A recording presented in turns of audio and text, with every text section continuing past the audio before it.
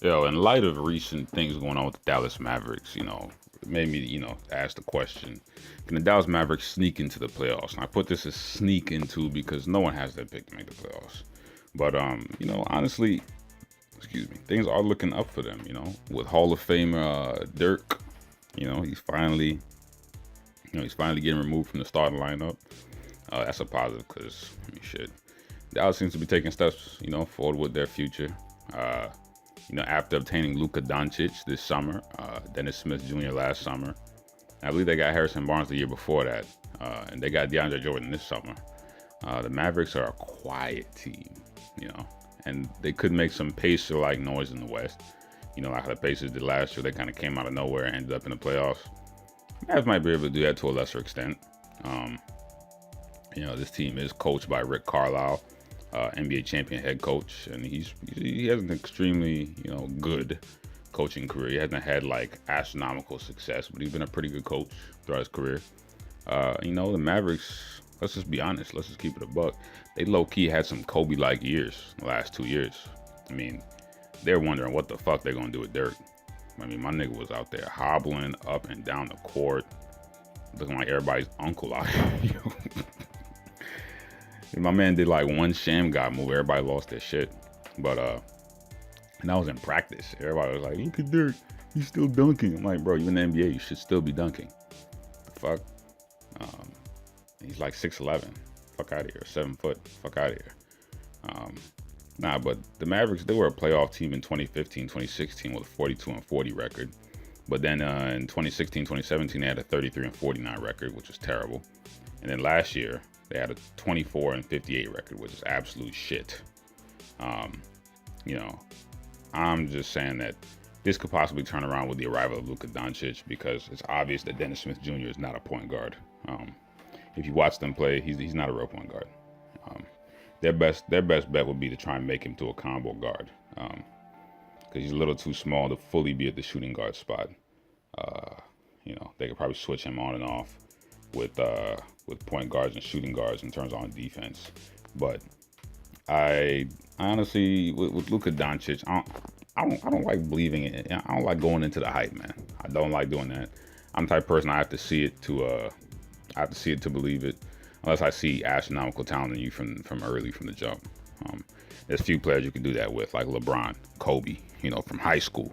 You can just see it in them. You're like, oh, that nigga's he's gonna be something. Trust, he's gonna be something. We did. I mean, my older brother and I, especially him. Remember he called out James Harden from back in high school, back in like Arizona State, even before that.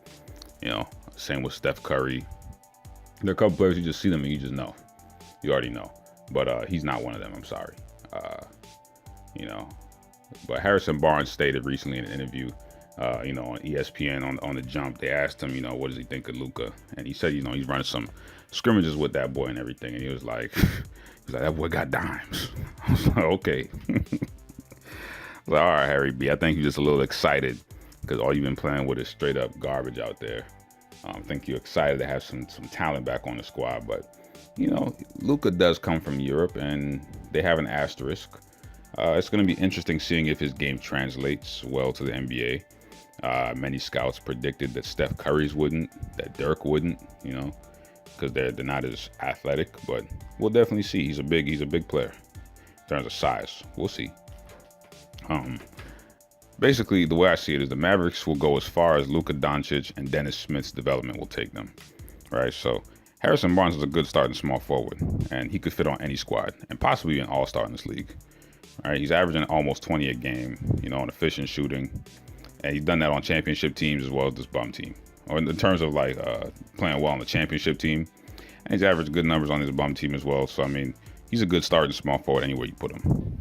DeAndre Jordan is an impactful defensive center, and the Mavs, they have both their young guards that they can play dominantly. Then they can set up easy looks for the offense, including Dwight Powell, who they're probably going to start at power forward. Dennis Smith Jr., he needs to take smarter shots. He's got to develop his shooting overall. All right. He basically shot the same that Lonzo Ball did last season at, with their effective field goal percentage being like 44%. Then the difference was like 0.9. Everybody's losing their shit over Lonzo Ball. But Dennis Smith Jr. ain't shooting for shit either. So I'm just like, Come on now. Come on now, guys. It basically, I'm telling you, if Rick Carlisle can make Dennis Smith Jr. into a combo guard and put Luka at the point, then maybe, just maybe, if both those guards play well, Dallas slips in at the number 7 or 8 seed. If there are some injuries in the West, then you can never count out injuries. So definitely, we'll have to watch the development of Mr. Luka Doncic. Hopefully, everything blossoms for him. But we'll see. And Dennis Smith Jr., look, dunks ain't gonna cut it no more, buddy. You actually gotta start playing ball. I remember I saw Kyrie playing him. Kyrie was slicing and dicing that young fella, man. Shit was embarrassing out there, but hopefully he can move past just the dunking and actually start, playing well on the floor and in his spots and picking his spots to attack. But yeah, man, Dallas Mavericks, they just might sneak into the playoffs if they're like 1 or 2 injuries on major teams. All right.